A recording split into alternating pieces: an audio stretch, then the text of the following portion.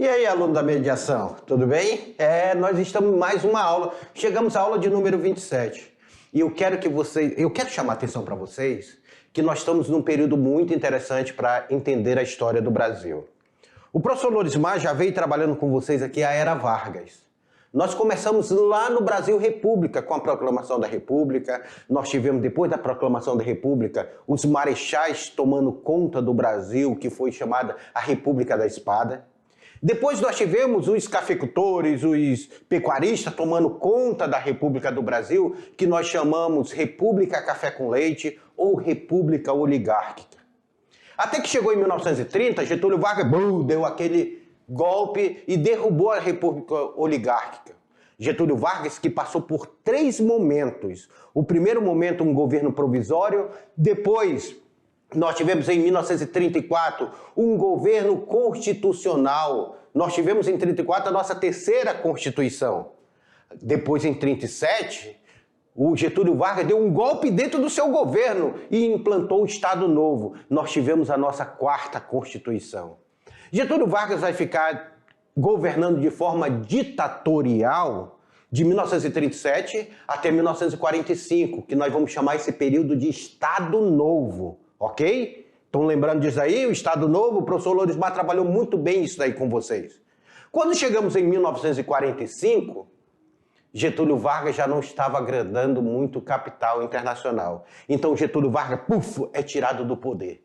É tirado do poder e em seu lugar, quem vai ficar como presidente da República vai ser um militar novamente. Nós temos Eurico Gaspar Dutra.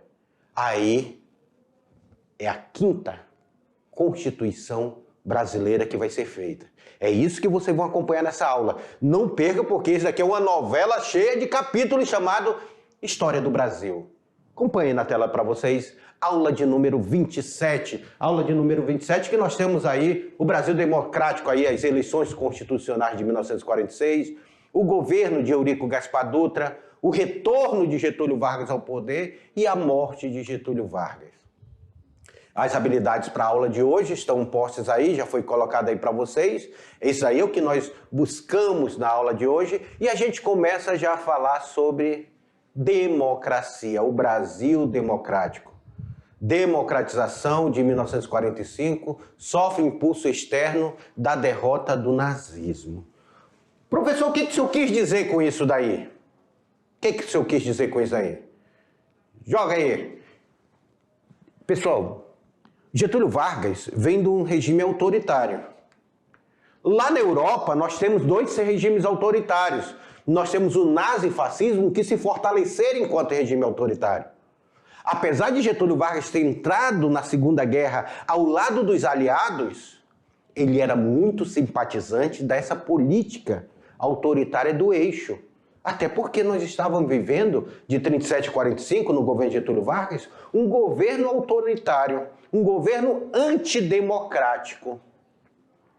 Aí, quando nós temos aí essa derrubada de Getúlio Vargas, porque o regime autoritário lá da Europa caiu no final da Segunda Guerra Mundial. Se encerrou no final da Segunda Guerra Mundial.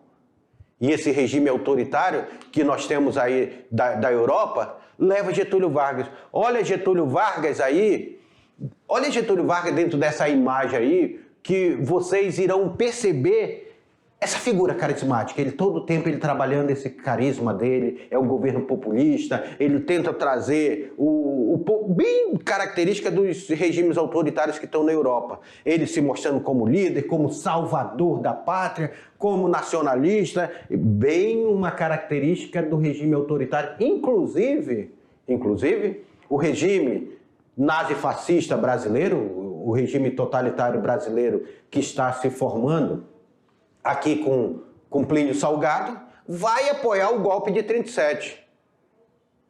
Nós estamos falando de quem? Lembra da aula que o professor Lorismar falou com vocês? Sobre o movimento integralista. O movimento integralista era um movimento muito parecido com o nazifascismo que estava surgindo na Europa. E esse movimento ele está apoiando Getúlio Vargas em 37. Quando Getúlio Vargas toma o poder, tira o processo democrático do Brasil e vai governar com mãos de ferro.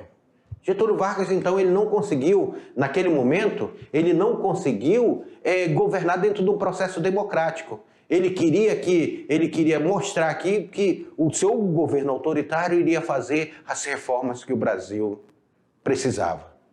E Getúlio Vargas vai governar. Só que existe um porém, meus queridos alunos. Existe um porém. O Brasil precisava ser redemocratizado. Os regimes autoritários já tinham caído na Europa. Aqui no Brasil, regimes autoritários precisavam cair. Aí é que nós vamos nos deparar com uma nova Constituição. Nós vamos nos deparar com a tirada de Getúlio Vargas do poder em 1945 e nós vamos nos deparar com uma nova Constituição. É chamada uma nova Constituição, uma Assembleia Nacional Constituinte, para substituir a Constituição de 1937, que tinha sido uma Constituição outorgada. Ou seja, tinha sido uma Constituição imposta, de cima para baixo. Agora nós precisávamos de uma nova Constituição, uma Constituição que resgatasse a democracia do Brasil, uma Constituição promulgada. É aí que nós temos na tela para vocês a Constituição de 1946. 1946, aqui nós estamos diante da nossa... 1946, nós estamos diante da nossa quinta Constituição, certo?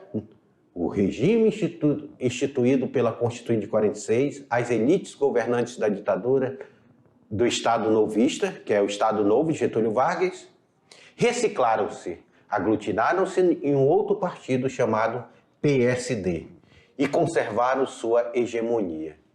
Ou seja, em 46, muita coisa não muda. Vem cá comigo. Não muda muita coisa em 46. Por quê? Porque, aproxima aqui de mim, para você entender bem isso daí. Entender? Professor, por que nós estamos falando da quinta Constituição? Porque a primeira Constituição foi aquela feita lá por Dom Pedro. Lembra? Constituição de 1824. Estão lembrados disso, né? 1824 nós temos a nossa primeira Constituição. Depois nós tivemos a Proclamação da República, um período muito longo da primeira Constituição, e na Proclamação da República, em 1891, nós vamos ter a nossa segunda Constituição. Getúlio Vargas tomou o poder, quebrou e tudo, derrubou o poder ali em 1930, governou 2 anos sem Constituição, 2 não, 4 anos sem Constituição, e em 1934 nós temos a nossa terceira Constituição. Só que Getúlio Vargas não gostou muito da Constituição de 34, porque era uma Constituição muito democrática. Quando chega em 37, Getúlio Vargas vai inventar um plano chamado Plano Cohen e vai dar um golpe de Estado. Quando ele dá o golpe de Estado, ele faz a nossa quarta Constituição, chamada, com base na Constituição Polaca, aquela Constituição lá da Itália. Nós temos a nossa quarta Constituição e nessa Constituição nós vamos ver o autoritarismo sendo imperado. É uma Constituição outorgada, a Constituição de 37. E agora nós estamos diante da nossa quinta Constituição, a Constituição de 1946, que ela tenta resgatar esse processo democrático, mas nós vamos ver que a elite brasileira ela não perde o poder, ela continua exercendo o poder, ela continua, ela se remodela como se fosse, ela vira o centrão e cria o PSD para não sair do poder. Então ela só saiu de um governo, de uma forma de governo, e foi para outra forma de governo e continua dentro do poder. Não saiu. A elite brasileira nunca perdeu o poder no Brasil. Sempre, historicamente, seja com qual do processo democrático, quer dizer, não só dentro do processo republicano e democrático, mas desde o Império, a elite brasileira nunca perdeu o poder. Na tela para vocês, a Constituição de 1946. Olha aqui essa figura aqui, ó. Esse militar, Eurico Gaspar Dutra, que vai governar o Brasil. Inclusive aqui em Porto Velho tem uma escola ali na Avenida Farquhar, no centro, chamada Carmela Dutra. E o Carmela Dutra é em homenagem à esposa dele, do Eurico Gaspar Dutra. E nós temos essa Constituição, foi promulgada em 18 de setembro de 1946. É a 5ª Constituição brasileira e essa Constituição ela vai vigorar até 1967. Quando os militares vão tomar o poder aqui em 67. Então nós temos essa Constituição aí fazendo essa mudança aí em 1946 até 1967. Essa Constituição, olha o que fala, olha os jornais da época, olha aí esse jornal da época aí, falando sobre promulgada. Essa palavra aqui é interessante, tá, alunos? Promulgada, porque não é uma Constituição outorgada. Existe a diferença entre Constituição promulgada, que é escolhida pelo Congresso e todo o presidente da República só assina, existe aquela Constituição outorgada, que é feita pelo próprio presidente e ele próprio assina. Ok? Então essa Constituição foi promulgada.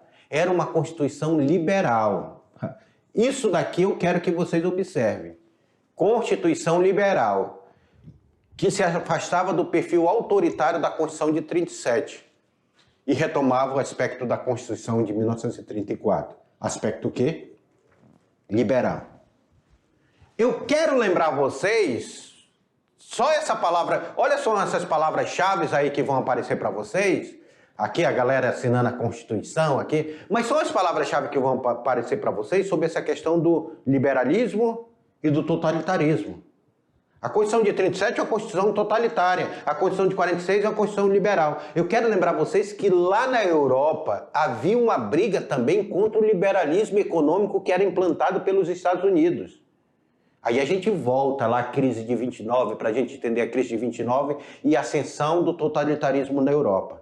A gente precisa sempre fazer esse feedback.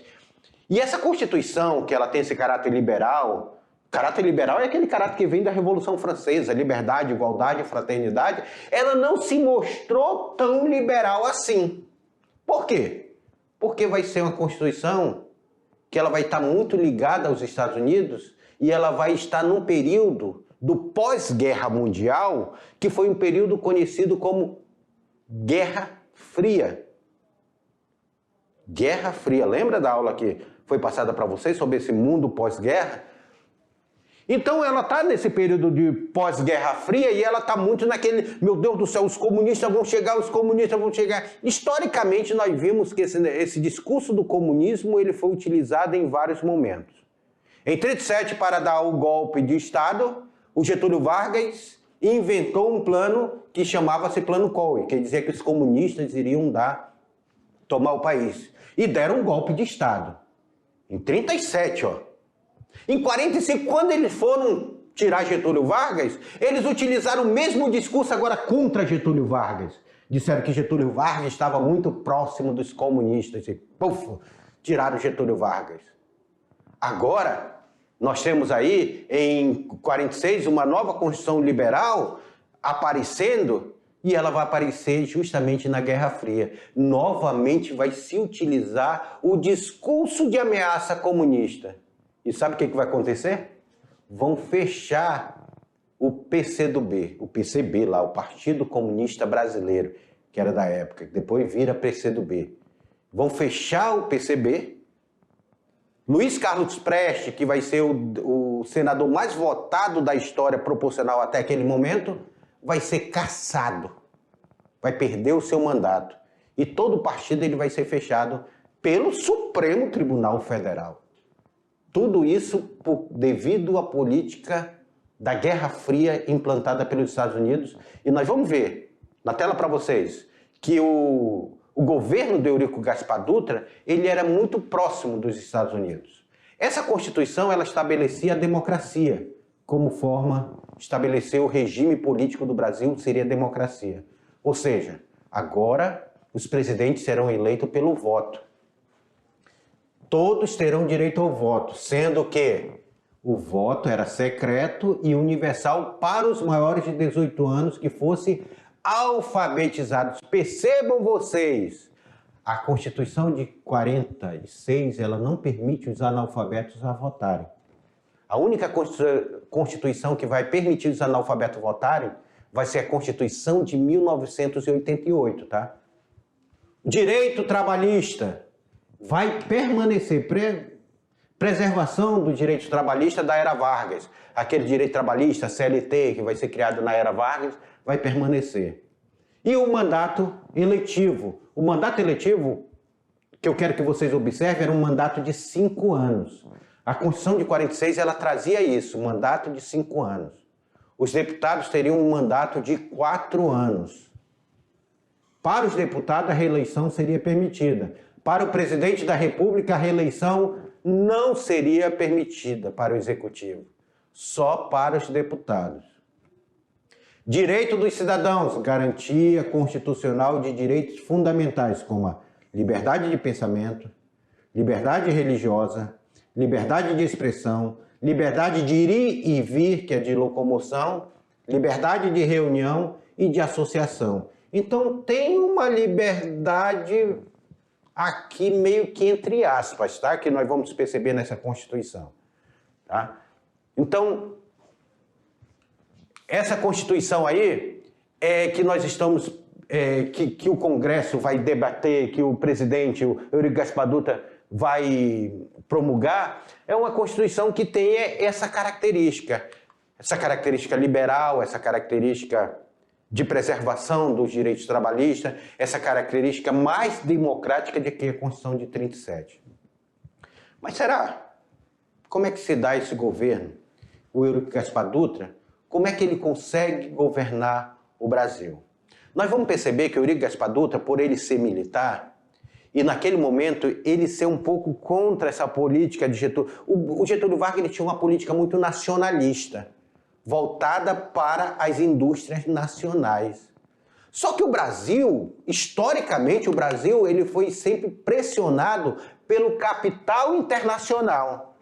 Inclusive esse capital internacional que financiava muitas campanhas aqui dentro do Brasil, de deputados, de próprios presidentes, de senadores.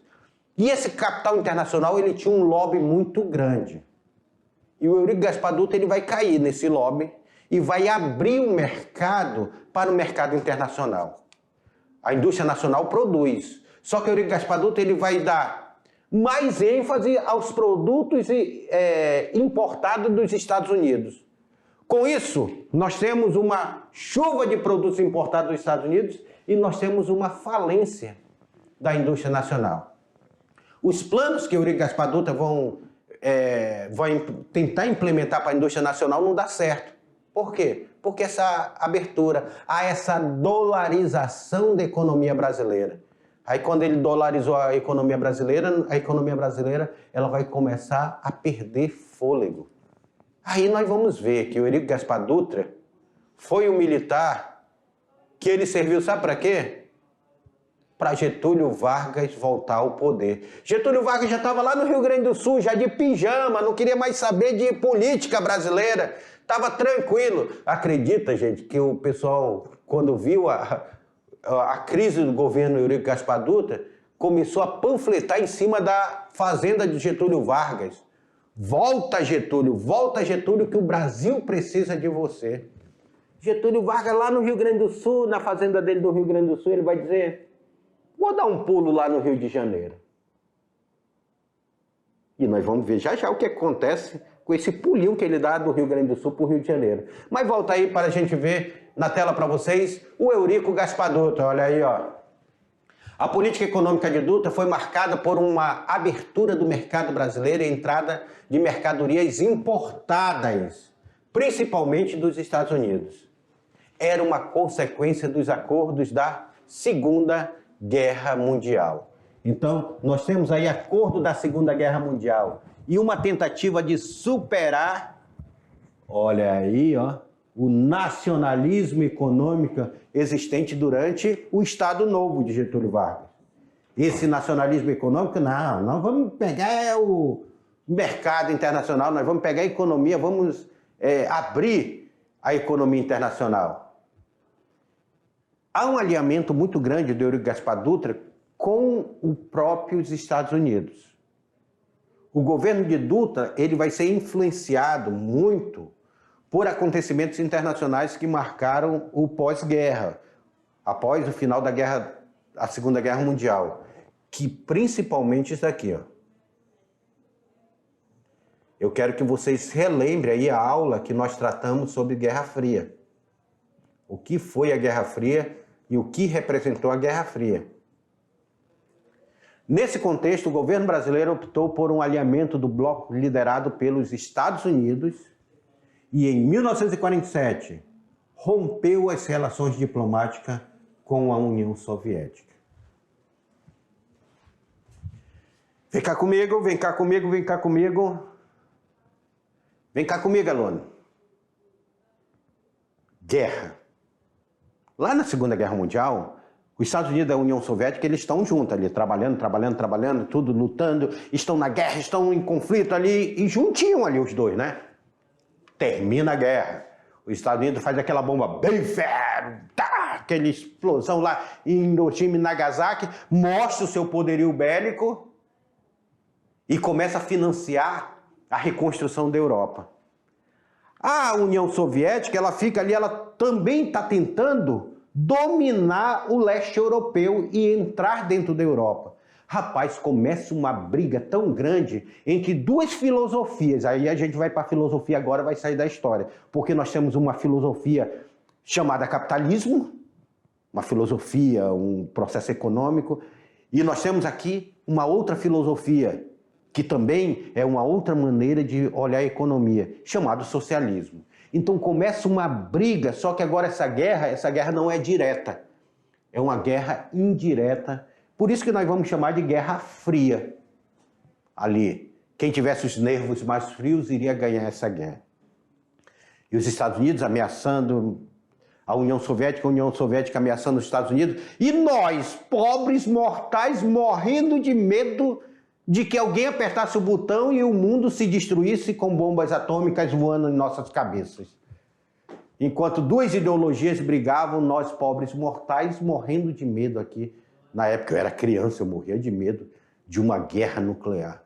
Como eu tenho medo até hoje, tá? Quando eu vejo ali o que está acontecendo na Ucrânia, ali eu me tremo todo dia. Meu Deus do céu, já pensou se o Putin resolve apertar um botão e soltar uma bomba na Ucrânia? Vai virar um caos ali. O mundo vai virar um caos. Então nós temos aí essa guerra. E o Brasil, esse pós-guerra, ele começa a se aproximar muito dessa política dos Estados Unidos. Ele vai dizer, não queremos o comunismo. Vamos romper laços com a União Soviética. Não quero mais laços com a União Soviética. E rompe laços com a União Soviética em prol dos Estados Unidos, essa política dos Estados Unidos. É aí que nós vamos ver que o Partido Comunista Brasileiro vai ser perseguido e vai ter suas portas fechadas pelo Supremo Tribunal Federal. Na tela para vocês. Essa figura aí é o Luiz Carlos Prestes. O Luiz Carlos Prestes aí, com a decisão do Supremo... Luiz Carlos Prestes foi o senador mais votado. Luiz Carlos Prestes, que participou da coluna Prestes, que foi preso no governo Getúlio Vargas. A sua esposa, Olga Benário, foi deportada para os campos de concentração e morreu nos campos de concentração nazista. Tem uma história interessante. O Luiz Carlos Prestes daria uma aula à parte só para vocês entenderem. Inclusive, ele passou aqui por Porto Velho, na sua fuga para a Bolívia. Na época da coluna Prestes, aí, que nós temos aqui uma grande figura aqui chamada Aloysio Ferreira, que fez parte dessa luta também do movimento tenentista do Brasil, mas isso é uma outra história que já foi contada para vocês. E com a decisão do Supremo Tribunal Federal, conseguiu extinguir o registro do Partido Comunista Brasileiro. Posto na ilegalidade, todos os parlamentares eleitos por esses partidos, inclusive Luiz Carlos Prestes, que tinha sido eleito senador, tiveram seu mandato cassado. Mandato cassado de Luiz Carlos Prestes.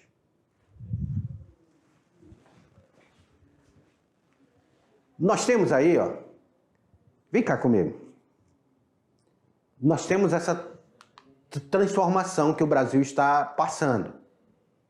Nós temos uma nova Constituição, uma Constituição que nós temos um novo governo, um governo muito aliado com os Estados Unidos. Os Estados Unidos sempre quis controlar a América Latina. Aí a gente vai lembrar daquela aula sobre o neocolonialismo, o quanto os Estados Unidos ele tentou dominar a América Latina, quer dizer, enquanto os Estados Unidos tenta dominar até hoje a América Latina, toda a América Latina, ele quer controlar a América Latina, e aí o Partido Comunista Brasileiro vai ser cassado. O governo de Eurico Gaspar Dutra, ele foi visto pelos trabalhadores, as greves vão voltar, a insatisfação da classe operária, o salário mínimo sofreu um arroxo muito grande, o processo industrial, a demissão, o desemprego. Foi um militar que chegou lá cheio de promessa que não conseguiu entregar sua promessa.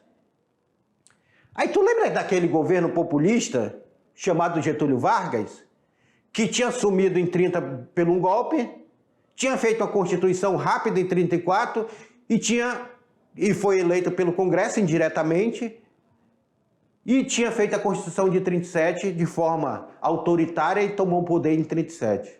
Sabe esse governo aí autoritário, chamado Getúlio Vargas? É a hora de ele testar as urnas, porque ele nunca tinha sido eleito diretamente. É hora de testar as urnas. Ele já estava de pijama lá no Rio Grande do Sul e ele é trazido agora para testar as urnas. Vamos dizer, vamos saber se Getúlio Vargas tem voto popular. Vamos saber se ele tem voto popular. Sabe o que acontece na tela para vocês? Getúlio Vargas volta ao poder, gente. Retorno de Getúlio Vargas ao poder. O cara que já tinha ficado aqui de 1930 a 1945... agora, novamente, ele retorna ao poder. Vamos entender isso dele? Vamos entender esse Getúlio Vargas que retorna ao poder? No final do governo Dutra, Getúlio Vargas concorreu à presidência da República pelo PTB, Partido Trabalhista Brasileiro, e obteve 48,7% dos votos. O segundo lugar ficou com Eduardo Gomes, que era da UDN. O Eduardo Gomes, aqui, ó, da UDN, que era o partido de grande oposição, que vai fazer oposição não só a Getúlio Vargas, como nós vamos ver que vai fazer oposição também a Juscelino Kubitschek. Com 29%, a UDN se tornaria o principal partido de oposição de Vargas. Vargas não teve sossego com a UDN. Não teve sossego com a UDN. Então, nós temos aí, ó, esse governo de Vargas.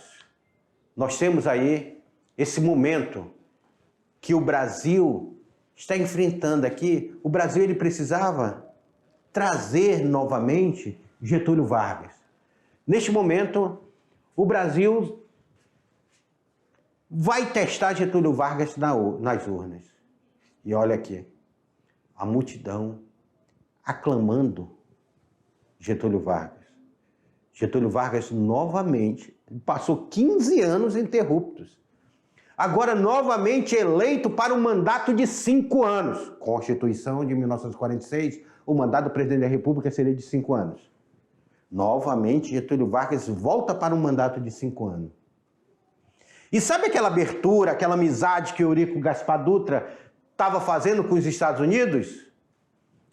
Getúlio Vargas vai cortar pela raiz, inclusive criando uma companhia nacional para a exploração do petróleo. Acompanhe na tela de vocês. Não perca mais um capítulo de Getúlio Vargas.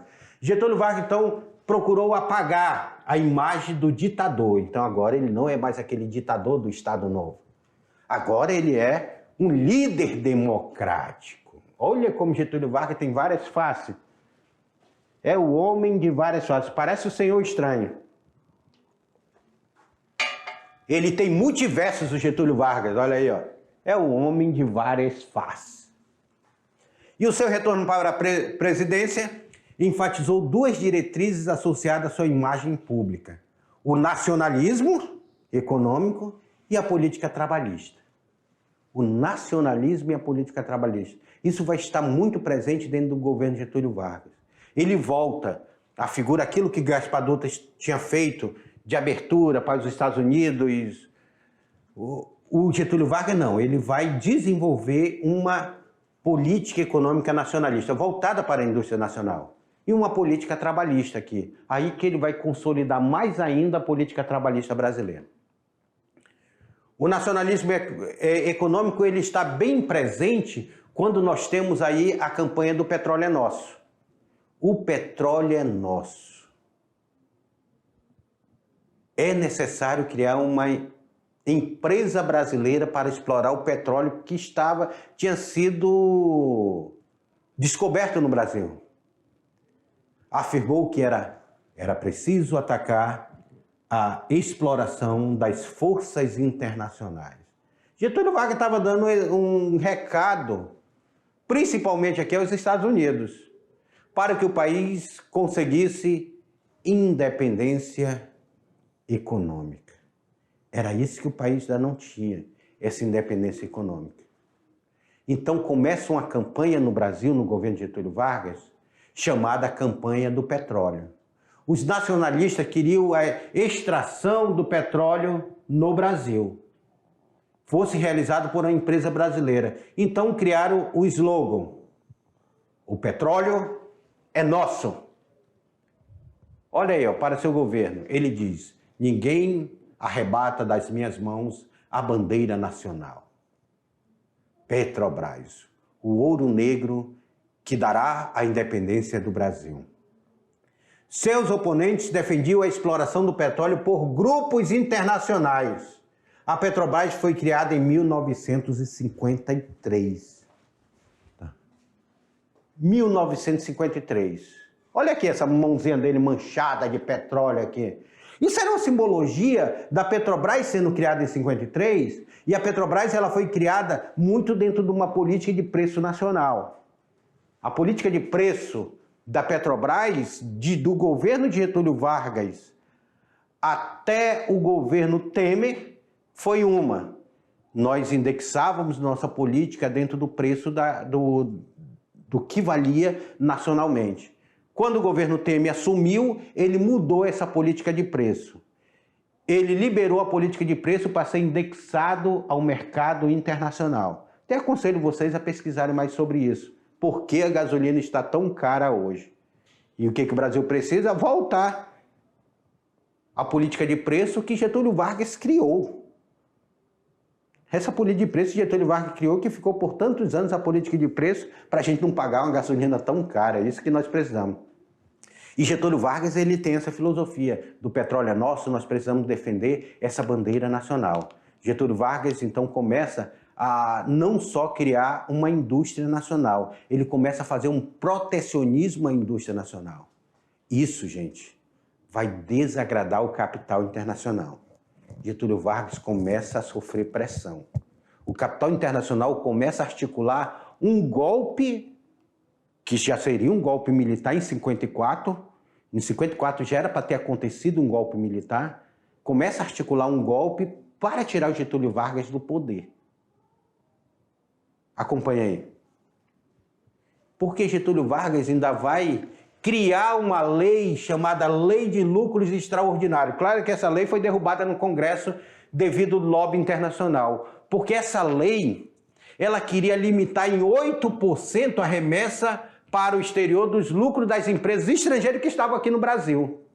Essa lei foi barrada no Congresso devido às pressões dos grupos internacionais. Imagine vocês, alunos.